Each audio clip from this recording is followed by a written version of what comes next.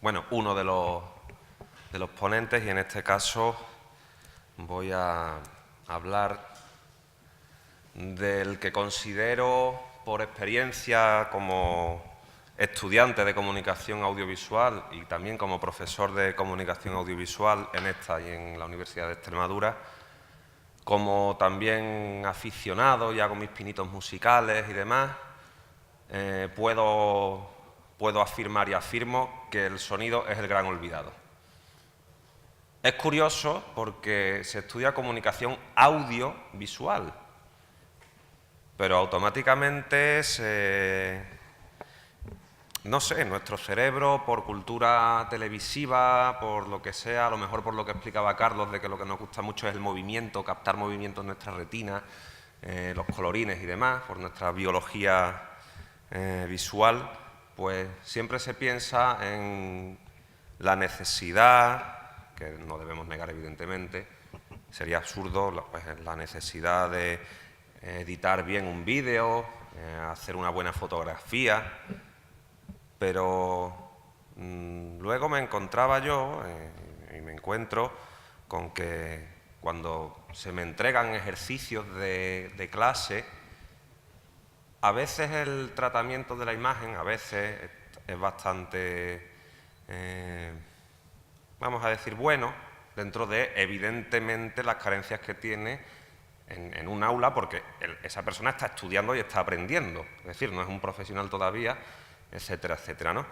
Pero te encuentras con que hay una especie de desequilibrio en la balanza y el tratamiento de la imagen es relativamente bueno y el del sonido es penoso, tal cual, con unos soplos de fondo bestiales. Me conformo con el micrófono que trae incorporado el portátil. Entonces, claro, digo, mira, voy a colgar en YouTube un vídeo en 1080p, lo que popularmente se conoce por Full HD, ¿no? Maravilloso, unos colores fantásticos, unos enfoques, un tal. He utilizado esta cámara, esta otra, y luego el cutre sonido ambiente, con toda la reverberación correspondiente a la sala donde se ha estado trabajando, sin ni un solo tratamiento. Entonces dices tú, vale, sí, visualmente esto es alta definición.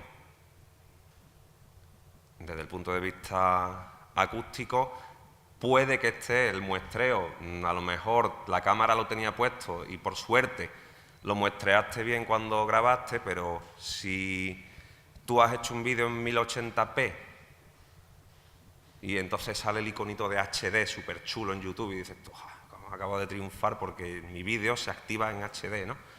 Pero luego la frecuencia de muestreo de tu cámara o del dispositivo, cualquiera que hayas utilizado para grabar, está en 44,1 kHz, pues eso no es alta definición en términos de sonido. O sea, la imagen sí, pero el sonido no. Tu producción audiovisual no es de alta definición ni de coña, ¿vale? Entonces dicen, es que a mí nadie me ha enseñado. Tú no, perdona. Sí te hemos enseñado, lo que pasa es que tú no estabas escuchando demasiado.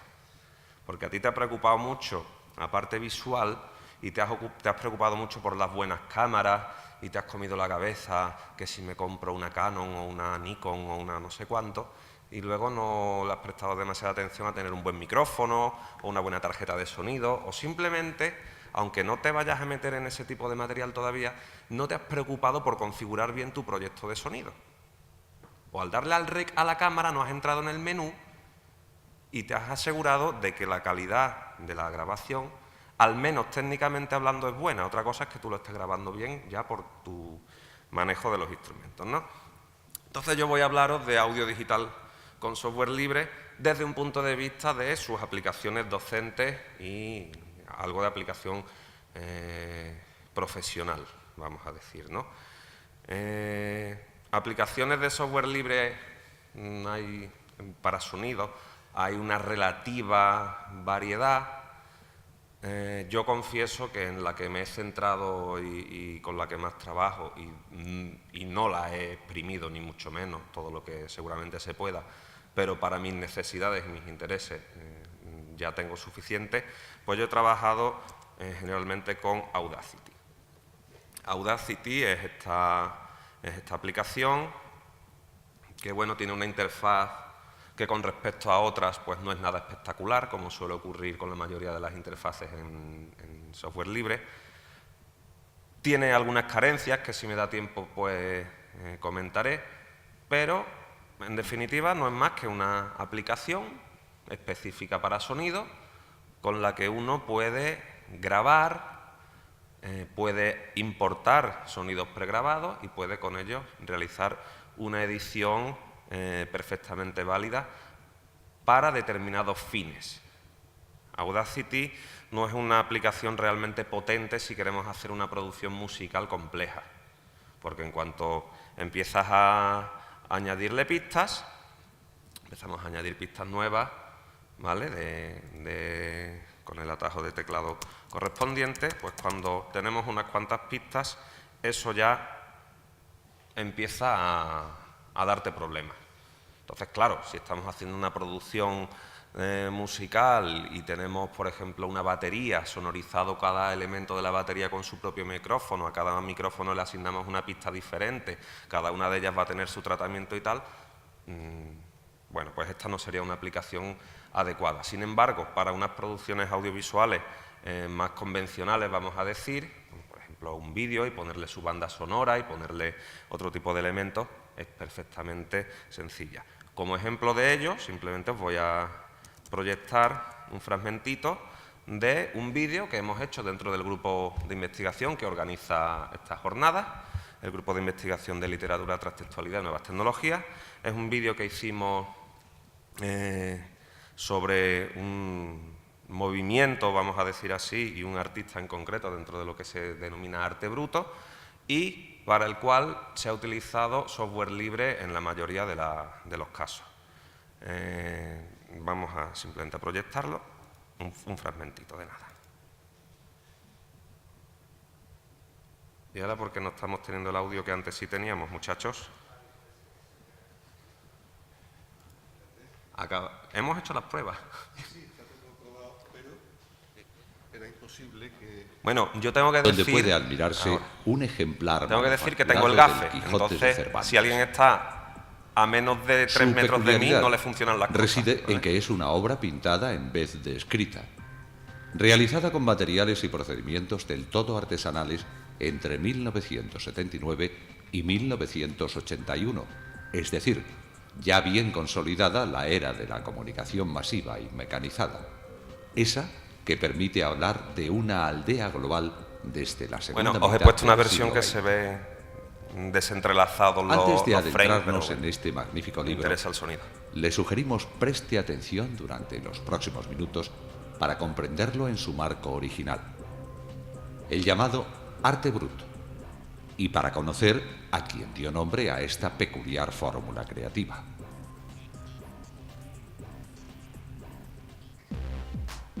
Arte bruto es el nombre que acuñó en los años 70 del pasado siglo Jean Dubuffet, artista francés muy interesado durante toda su carrera por una expresión estética libre de cánones y de dogmas institucionales. Así pues, esa idea de arte bruto vendría a englobar toda clase de obras creadas sin ánimo alguno de suscitar esta o aquellas. Vale.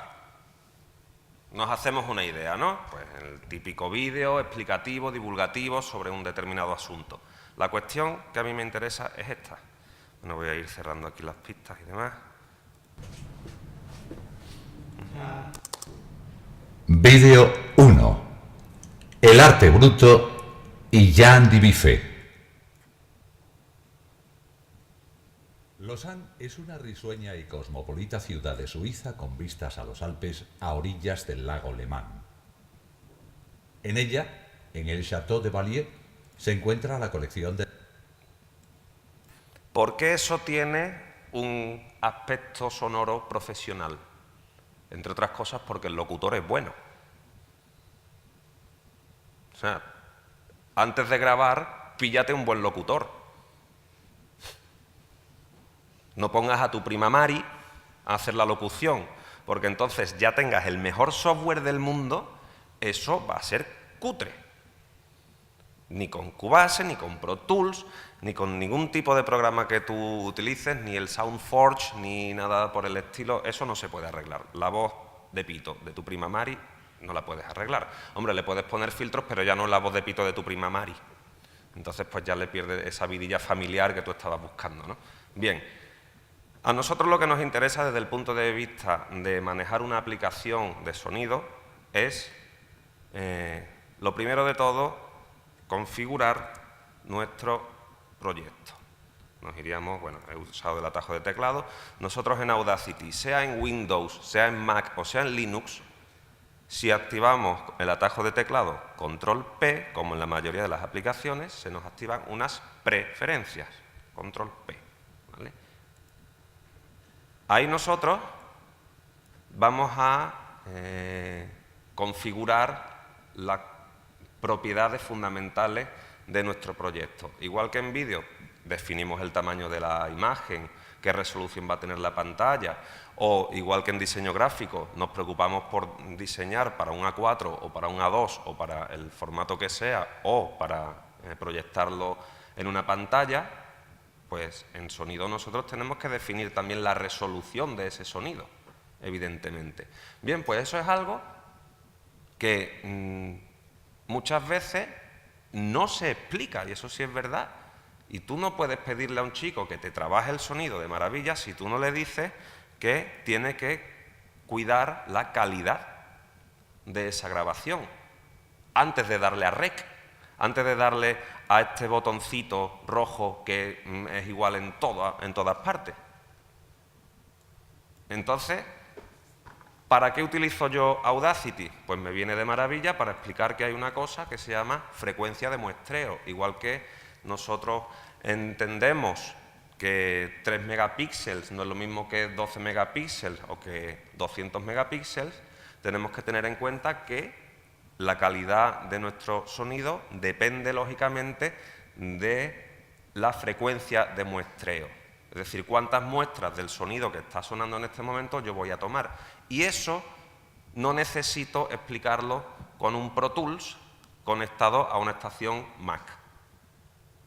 Por eso a mí me interesa en este sentido el software libre, porque de la misma manera que otros ponentes han estado subrayando las posibilidades enormes y los resultados alucinantes que pueden tener determinadas aplicaciones en software libre, a mí me sirve para el otro lado de la balanza. No necesito tener instalado un equipo y tener instaladas unas aplicaciones privativas potentísimas, con todo lo que ello conlleva y que hemos hablado largo y tendido, a efectos de coste de las licencias, matar pájaros a cañonazos, que si el hábito no hace al monje con las aplicaciones que utilicemos, etcétera, etcétera. A mí lo que me interesa es que todos mis alumnos, todos ellos, sea cual sea el sistema operativo que están utilizando, tengan una aplicación lo bastante potente y lo bastante compleja como para aprender los fundamentos básicos del sonido para una producción audiovisual convencional, ¿vale? Luego vas entrando en que, por ejemplo, Audacity se utiliza en el ámbito profesional, por ejemplo, en producción radiofónica se utiliza bastante, no diré que sea el programa más utilizado, pero sí se utiliza bastante. En Canal Extremadura, la radio utiliza Audacity en muchas de sus producciones. Para grabarlas, para luego hacer el podcast de esas producciones, para tratarlas, etcétera, etcétera, utilizan Audacity, ¿vale? Porque es perfectamente potente para ese tipo de pretensiones. Pocas pistas, una locución, una pequeña banda sonora musical por debajo y ya está. Y es que en ese caso no necesitas nada más. Puedes grabar en mono, en estéreo o en 27 canales diferentes, pero eso no lo hace diferente de otras aplicaciones, sí, perdón, eso es determinante, mejor dicho, sobre todo cuando tenemos que tener en cuenta que hay una serie de valores fundamentales que tenemos que considerar a la hora de dar calidad a ese sonido. Es que esto tiene calidad CD, vale. ¿Y qué es calidad CD?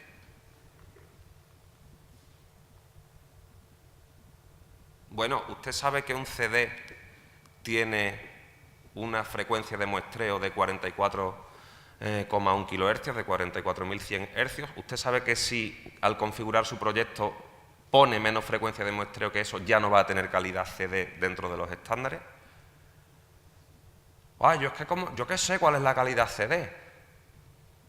Perdona, ¿sabes que el menisco de Cristiano Ronaldo necesita todavía 2 semanas de curación para poder jugar el próximo partido y a lo mejor se pierde la Champions, y no te ha dado por poner en la puñetera Wikipedia Compact Disc? A mí es que eso nadie me lo ha enseñado. Perdona, si tú te has matriculado en una facultad de comunicación a hacer comunicación audiovisual, doy por sentado que sabes qué es un megapíxel, pero también doy por sentado que sabes qué es una frecuencia de muestreo. Y sé y doy por sentado que sabes lo que es un CD y qué calidad tiene ese CD. Como mucho, lo que voy a hacer va a ser darte un recordatorio, hacer unos ejercicios iniciales y a partir de ahí tiramos millas. ¿Qué problema nos encontramos? Pues lo que decíamos al principio de esta jornada. Hay mucha información ahí fuera. La información está ahí fuera, pero yo no la he convertido en conocimiento en ningún momento porque no me ha preocupado. Porque no me ha preocupado, ¿vale? Entonces, vamos por partes. ¿Qué aplicación docente hago yo de esta herramienta que es Audacity? Pues lo primero me viene muy bien para explicar desde un punto de vista técnico algo tan sencillo como, mire usted, dele a su proyecto una frecuencia de muestreo adecuada. Si estamos en 44.100 Hz, bueno, estamos en el entorno de la calidad CD. Si pasamos a 48.000, estamos en el entorno del muestreo estándar en DVD, ¿vale? Del sonido en un DVD. Si nos vamos a 96 kHz, ya estaríamos hablando de alta definición. Ahí estaría aproximadamente la frontera en la alta definición de sonido, Blu-ray, etcétera, etcétera. Es decir, si yo me hago un vídeo estupendísimo a 1080p, 50 frames por segundo, y luego estoy aquí muestreando aquí el sonido porque no he configurado la cámara o el dispositivo que estoy usando, pues te mereces un aplauso, pero no desde luego por el sonido, ¿vale? Eso es fundamental tenerlo en cuenta. Luego, la profundidad en tasa de bits, igual que hay bits en imagen, en fotografía, etcétera, etcétera, pues eso también hay que tenerlo muy en cuenta en el proyecto de sonido, ¿de acuerdo? Lógicamente aquí no vamos a entrar en todos y cada uno de los detalles, pero en fin. Bueno, también me sirve Audacity para decirle, oye, ¿tú con qué grabas? ¿Con la tarjeta de sonido que viene por defecto en el ordenador que te viene cuando te has comprado el portátil en el MediaMarkt? ¿O tienes otra tarjeta de sonido? Porque si te has comprado una tarjeta de sonido estupenda y luego se te olvida elegirla, se te olvida elegir el dispositivo de grabación que vas a utilizar, pues me vas a venir a una tutoría loco diciendo, es que no grabas esto bien, es que... ¿Te has acordado de configurar el proyecto y de decirle al ordenador, oye, no grabes lo del mini jack del microfonito de la webcam, grábame? Bueno, pues algo tan evidente es necesario, aunque parezca un poco perogrullesco decirlo en un foro como este, pues es muy necesario comentarlo en determinados foros, ¿vale? En determinados entornos. ¿Vas a grabar en estéreo? ¿Vas a grabar en mono? ¿Qué tipo de pistas vas a utilizar? Porque si vas a grabar una locución no necesitas ni siquiera el estéreo. Ya luego tú lo tratarás eso y lo exportarás como te dé la gana, pero en principio no necesitas ni siquiera hacer una locución estereofónica. Esta locución está grabada en mono. ¿Vale? Bien. Ahora, ten un buen locutor y ten un buen micrófono. Porque si está sordo el ordenador, o si el ordenador necesita un sonotone, no vas a hacer una buena grabación, ¿de acuerdo? Vídeo 1. Me sirve este tipo de aplicaciones, pues luego, lógicamente, para empezar a hacer ya un tratamiento un poquito más profundo. Pero te hacen una mezcla de varias pistas con sus músicas, sus varias voces. A mí me gusta mucho cuando impartía la asignatura de narrativa radiofónica, le solía encargar como una de las prácticas que hicieran una adaptación de un cuento breve, de un relato breve, que cada año variaba, ¿no?, el autor, etcétera, y que hicieran una adaptación radiofónica. Lógicamente, tú primero les explicas cuáles son los elementos del lenguaje radiofónico, etcétera, etcétera, ¿vale? Y luego tenían que hacer ellos una adaptación. Se curraban unos guiones preciosos, buscaban unas músicas a veces exquisitas, pero luego, de pronto, aquello Vídeo 1. saturaba. ¿Qué pasa? Quizá en el Audacity tendríamos que tener un indicador de que ha saturado el sonido un poquito más llamativo, que precisamente en Audacity no destaca demasiado por defecto, pero te han hecho un vídeo, una producción sonora a la que han dedicado un montón de rato y no se han dado cuenta luego de que satura, de que ese pilotito rojo se ha activado y que eso automáticamente, cuando tú exportas y lo reproduces, como coloquialmente decimos, peta. O sea, se produce una saturación, se produce un chasquido en los altavoces, en los cascos que tú estás utilizando o lo que sea. Has invertido un montonazo de horas de tu vida en algo que luego va a estar haciendo permanentemente, porque no has tenido en cuenta la tontería de que, oye, es que en Audacity tengo una pequeña mesa de mezclas. A cada pista que yo voy creando le puedo asignar sus volúmenes de manera independiente. Y mire usted, los volúmenes no se suman matemáticamente. O sea, 2 más 2 no son 4 a la hora de sumar el volumen de una pista. Lo que sí es posible que una pista que por separado no satura y otra que por separado tampoco satura, al mezclarla a veces sí en determinadas condiciones. Por favor, ten mucho cuidado con eso, ¿vale?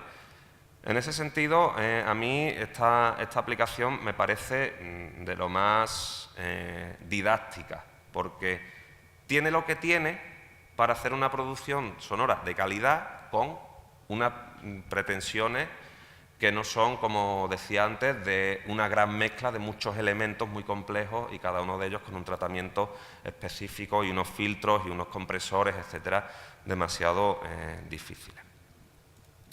¿Qué pasa? Luego me viene muy bien porque tiene ya las herramientas, vamos a decir, básicas de edición, ¿no?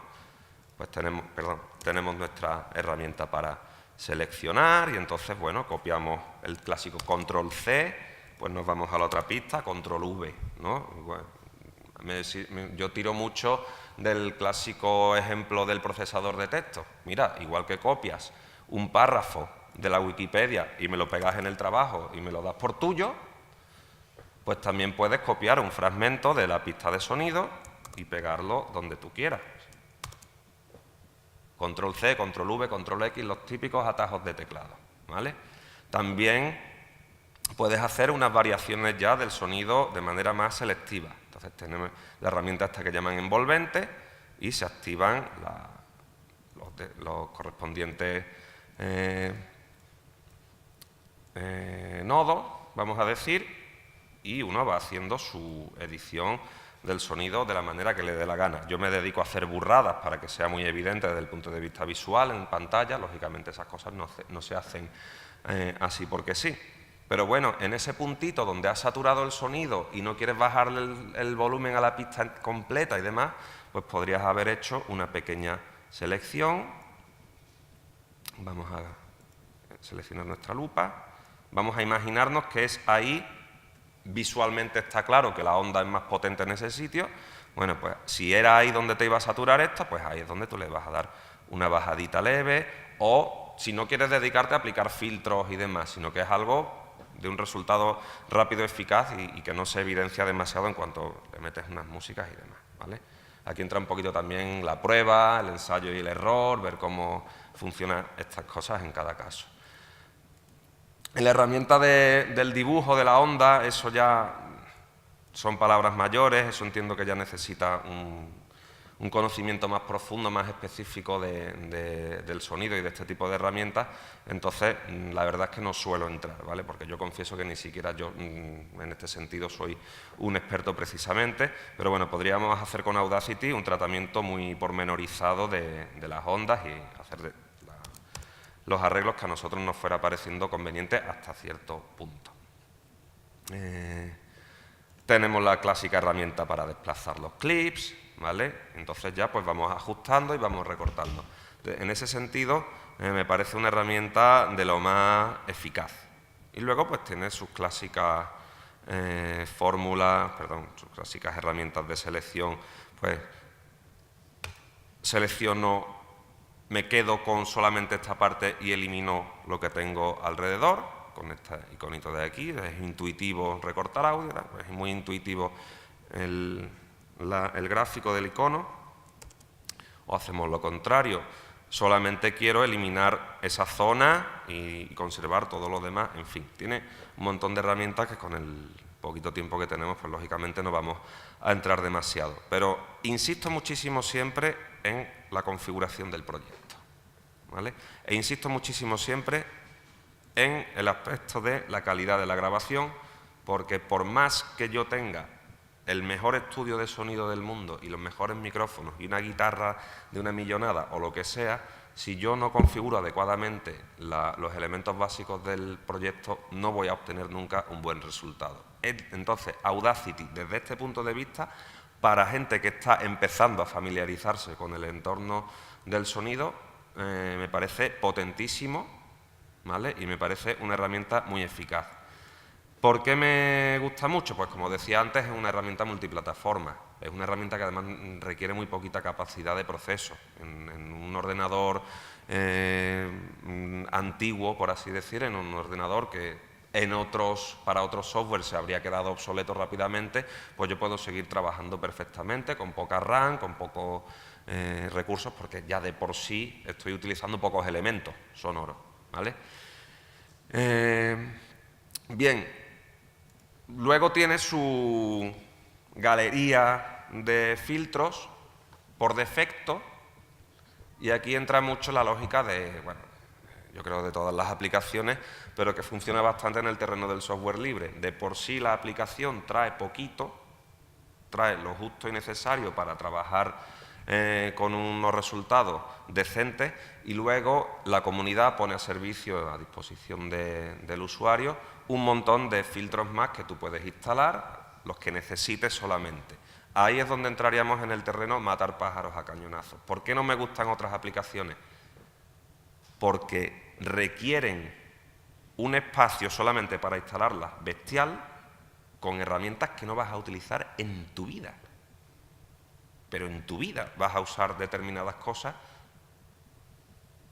A lo mejor por casualidad necesitas utilizar este filtro de yo no sé qué, pero normalmente no lo vas a utilizar. En una producción audiovisual convencional no vas a salir de una reverberación, de un modificar un poquito el tono en un determinado sitio, de un filtro de ruido para quitar o camuflar un poco el típico soplo que se puede producir porque algún elemento no sea el adecuado en tu hardware, ¿vale? O desde la tarjeta de sonido, o que no hayas grabado bien y demás.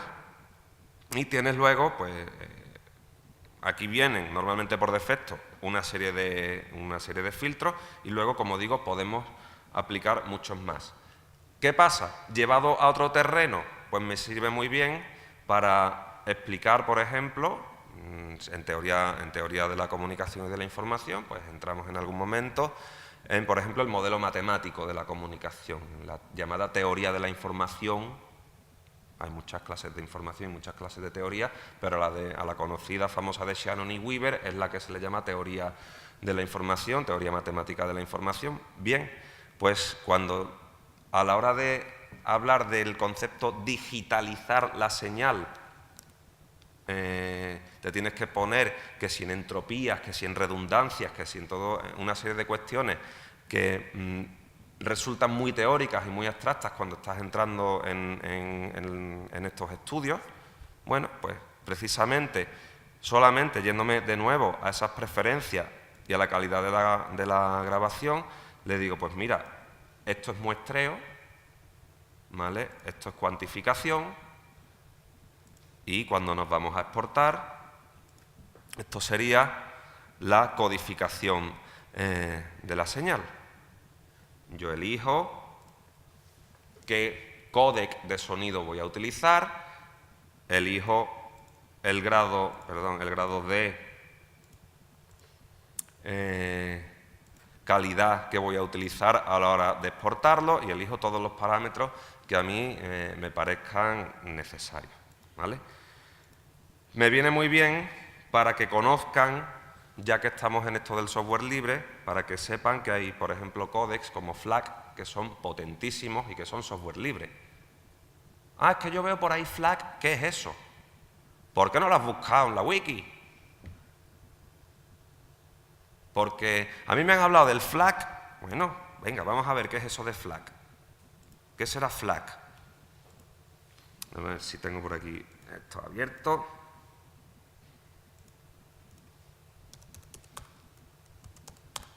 FLAC no es el amigo de Flick, del reloj, ¿vale? Del reloj aquel de niños.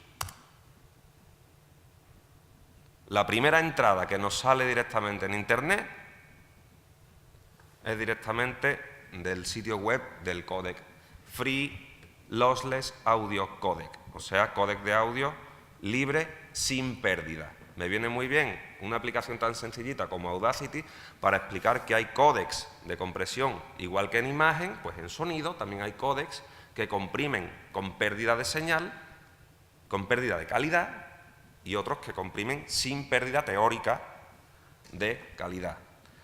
Entonces aprovechas para hablarles, por ejemplo, de que WAV en principio no tiene pérdida de calidad, de que MP3 sí tiene, pero tiene la capacidad, la versatilidad de que lo puedes graduar bastante bien. Pero oye, que es que MP3 no es el único códec de compresión del mundo. Es decir, si no existiera MP3, tendríamos el Vorbis, por ejemplo, que es el que por defecto incorpora Audacity. Si instalamos Audacity en Windows, normalmente vamos a necesitar irnos al sitio web de Audacity, descargarnos el complemento MP3, porque MP3, señoras y señores, sí, es privativo, ¿vale? Es del consorcio MPEG. De hecho, es la tercera capa de MPEG 1, que es el códec que se utilizaba en el sistema video CD, etcétera, etcétera. ¿Vale? Bien, pues MP3, como es privativo, y ahí hay buen rollito entre las corporaciones correspondientes, y entonces no te voy a fabricar un dispositivo reproductor que reproduzca en OGG Vorbis, bueno, pues, pero MP3 resulta que es privativo, pues en Audacity normalmente, sobre todo, especialmente en Windows, ya esas cuestiones de por qué si lo instalo en Linux sí trae incorporado el MP3 y en Windows no lo trae, ya no lo entiendo muy bien, ¿vale? Entonces yo se lo advierto y ya está. En Windows normalmente tú tienes que ir al sitio web de Audacity e instalarle el complemento para MP3. Pero oye, que el Vorbis está ahí, OGG Vorbis está ahí, ¿vale? Y de hecho está ahora pegando muy fuerte en uno de los contenedores multimedia que se está incorporando ahora en el terreno del vídeo para Internet.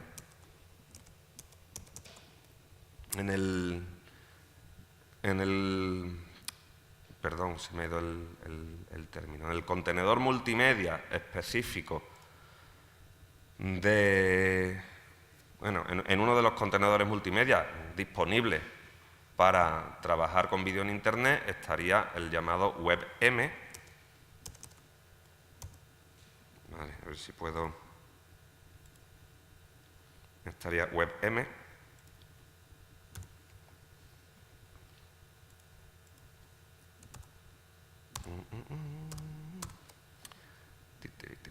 Segundito.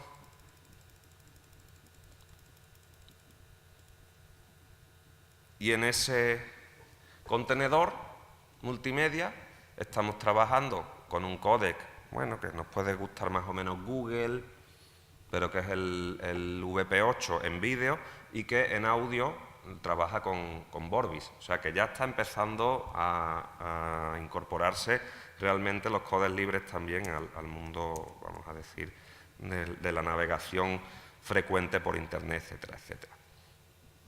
Pero bueno, volviendo al hilo de la cuestión de los códecs de compresión, pues me viene muy bien Audacity para explicar, pues mira, hay códecs que no comprimen la señal, ergo ocupan más espacio, bla, bla, bla, pero conservas la calidad siempre, etcétera, etcétera. Ahora, si vas a comprimir la señal, tienes que tener criterio y saber elegir entre un códec que la comprima con pérdida o sin pérdida, con sus respectivas repercusiones. FLAC ocupa más que MP3 en condiciones normales. Ahora, si yo exporto el MP3 a tope de calidad, es decir, a 320, voy a estar en un terreno que ocupa 3/4 de lo mismo que FLAC. Y FLAC es libre y MP3 es privativo. ¿Qué razones te llevan a utilizar uno u otro? Pues lo que decía Joaquín a propósito de Illustrator. Si yo incorporo un SVG a Illustrator y me tengo que volver loco y me piden siempre que entregue el trabajo en el formato específico de Illustrator, pues lo mismo me pasa con el MP3 y con los reproductores de audio y de vídeo que tenemos en nuestra casa o que llevamos en el bolsillo. Muchos de ellos no permiten reproducir códecs libres. No reproducen FLAC, no reproducen OGG. La radio del coche, olvídate. En la radio del coche todavía tenemos que estar resignados a que ponga Windows Media Audio o MP3. ¿Qué pasa? Que bueno, yo en clase sí les digo, hay códecs que son privativos, hay códecs que son libres y cada uno de ellos tiene unas determinadas características, ¿de acuerdo? Entonces, para recapitular un poquito esto que digo a salto de mata porque tenemos poco tiempo, porque ya estamos cansados, es viernes, gracias por estar un viernes a esta hora, ¿vale? Escuchando esta parrafada, pero me viene muy bien Audacity desde el punto de vista docente, como aplicación libre que es, porque me viene bien para explicar parámetros básicos de configuración de un proyecto de sonido, me da igual si en Audacity o en Pro Tools o en lo que sea. Esto hay que hacerlo sí o sí. Si grabas mal, se oye mal. Y no hay otra. Si exportas mal, se oye mal. Y no hay otra. Si escoges mal el códec, tenemos un problema. Y no hay otra. Y eso en Audacity o en la aplicación que sea. Me sirve para explicar diferencias entre diferentes códecs. Me sirve para que empiecen a familiarizarse con ese gran olvidado que es el sonido y que se acuerden de que podemos hacer ediciones de sonido interesantes y luego podemos aplicarlas con fines profesionales, ¿vale? Yo lo que os he puesto es un pequeño clip de vídeo dentro del proyecto de investigación que os he mencionado, pero esto se utiliza profesionalmente en los medios de comunicación, en algunos medios de comunicación, esta herramienta concreta, ¿vale? Me sirve para ver un poquito la necesidad en algunas ocasiones de utilizar determinados filtros. Les resulta bastante llamativo la diferencia que hay entre aplicar una reverberación a una voz o no aplicarla cuando estamos haciendo una producción básica de sonido. Y flipan cuando descubren que en un altísimo porcentaje de las ocasiones la voz que estamos oyendo no es la voz natural tal cual, sino que hay una pequeña reverberación. Y que cuando vamos a un concierto en la calle, si quitáramos los instrumentos y escuchásemos con atención las voces, veríamos que hay una reverberación que no produce nuestro aparato fonador, que no existe, que se la metemos nosotros artificialmente en la mesa de mezcla. Siempre, o casi siempre. Pues eso aquí lo podemos ver, lo podemos probar, podemos hacer pruebitas, etcétera, etcétera. ¿Vale? Tiene, como decía, filtros bastante útiles, siempre hay que familiarizarse, algunos son de una casuística tremenda para comprenderlos y demás. Yo además no soy técnico ni soy ingeniero de sonido, entonces algunos también a mí se me escapan un poquito, pero por ejemplo un filtro muy útil desde el punto de vista del aula es el de reducción de ruido, tal cual. ¿Por qué? Porque ni tenemos normalmente buenas tarjetas de sonido, ni tenemos normalmente buenos micrófonos. Y si quiero entregar una práctica de sonido medio decente, en la mayoría de los casos voy a tener que aplicar este pequeño filtro, ¿vale? Si ampliamos aquí la señal, os he puesto la grabación, digamos, inicial de esa locución, pues si ampliamos ahí la señal, perdón, me estoy liando un poco con la herramienta, si ampliamos aquí la señal, vemos que ahí hay una caspilla, ¿vale? Que la señal no es todo lo limpia, todo lo plana que debería. Si estuviese limpia la señal sería así, no sé si se aprecia en la en la pantalla, voy a ampliar todo lo posible. En esta zona vemos que hay unos pequeños saltitos de las ondas y que aquí no. Aquí lo he limpiado, lo he silenciado. No sé si acaso, si se... Entre 1900... No se aprecia aquí con tan poco volumen. Pero bueno, ese filtro nos serviría para que, igual que aquí, que no hay palabras, lo puedo eliminar tal cual, ese ruido de fondo, pues en zonas donde sí está la voz y el soplo de fondo también está, cuando ese soplo es demasiado evidente y canta, y entonces estropea la calidad de nuestra producción, pues puedo primero, me dice, paso 1, es que además es complicadísimo, pero dice, paso 1, seleccione unos segundos de ruido para que Audacity sepa qué filtrar, y luego haga clic en obtener perfil de ruido. Seleccione unos segundos de ruido, de eso que quieres eliminar, que a veces es un pitido de fondo, porque un cable estaba un poquito regular, cositas así. Selecciono la reducción de ruido, obtengo ese perfil de ruido y Audacity ya sabe qué es lo que tú quieres quitar. Y ahora vuelves a pasar el filtro, es un poquito rara la lógica, pero bueno, vuelves a pasar el filtro y ya que estás en el paso 2, seleccione todo el audio que deseas filtrar, por ejemplo estas palabras de aquí. Ya Audacity sabe qué ruido quitar y ahora pues le damos a nuestra vista previa. Aquí no lo vamos a apreciar y no vamos a entrar en ese detalle, pero ya iríamos probando los diferentes controles de nuestros filtros hasta que el sonido se siga conservando con naturalidad y hayamos disimulado todo lo posible ese filtro. Este en concreto me gusta mucho en esta aplicación, porque sin ser todo lo potente que serían otras aplicaciones mucho más complejas, sí es muy útil para chavales que no tienen un hardware adecuado y unos micrófonos adecuados para hacer una grabación y que se acercan los pobrecitos al micrófono del portátil, etcétera, etcétera, porque no tienen otra cosa, ¿vale? Si no, se tienen que ir a las cabinas de audio, si es que existen en el centro de enseñanza que estás utilizando. Aquí en Sevilla hay. Están como están, pero las hay. En la facultad donde estuve en Badajoz no había unas cabinas específicas para trabajar con sonido.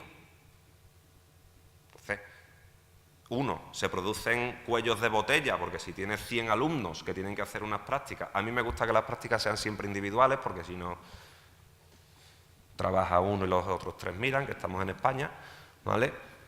Y entonces se produce un cuello de botella. Cuando tú tienes solamente 10 cabinas de sonido o 5 cabinas de sonido y 100 alumnos, tú, pero es que el otro profesor en otra asignatura también, ahí hay un problema de infraestructura elemental. Con este tipo de herramientas, que además de gratuitas son libres, el chaval puede trabajar en su casa, en la del amigo, uno con Mac, otro con Windows, otro con Linux, es el menor de los casos el de Linux, pero bueno, algunos hay por ahí, ¿vale?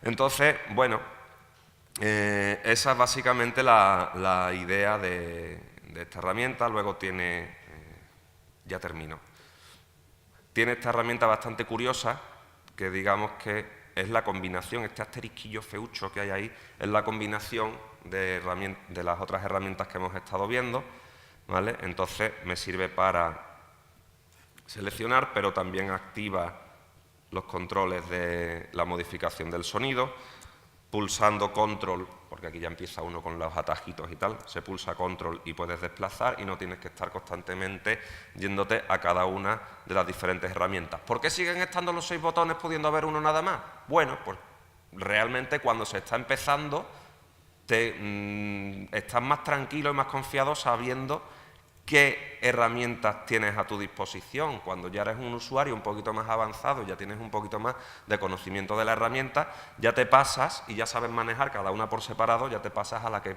combina las demás y ya empiezas a hacer las diferentes operaciones, ¿vale? Pero códex de sonido, muestreo, cuantificación del sonido, configuraciones de los proyectos, la importancia fundamental, da igual la aplicación que tengas, de que el sonido no alcance los 0 decibelios porque satura. Todas esas cosas básicas, fundamentales y que son el pan nuestro de cada día en cualquier producción de sonido, las tengo con Audacity y en clase me vienen estupendamente. En este foro, que es las jornadas de software libre, creímos interesante al menos dedicarle unos minutos al sonido. Hemos tenido mucho de Blender y hemos tenido mucho de otras aplicaciones. Como el sonido es el gran olvidado, pues hemos tenido un poquito menos de tiempo, pero estoy convencido de que en otras ocasiones tendremos más, y aprovecho para invitar a los presentes a que quieran participar, incluido uno que me ha dicho un pajarito, que está bastante metido en el terreno del software libre para audio, ¿vale? Y que me ha dicho que maneja Ardour, etcétera, etcétera. Entonces sería un placer que esa persona anónima que se llama Carlos Sánchez quiera participar con nosotros algún día, ¿de acuerdo? Bueno, pues muchas gracias por vuestra atención.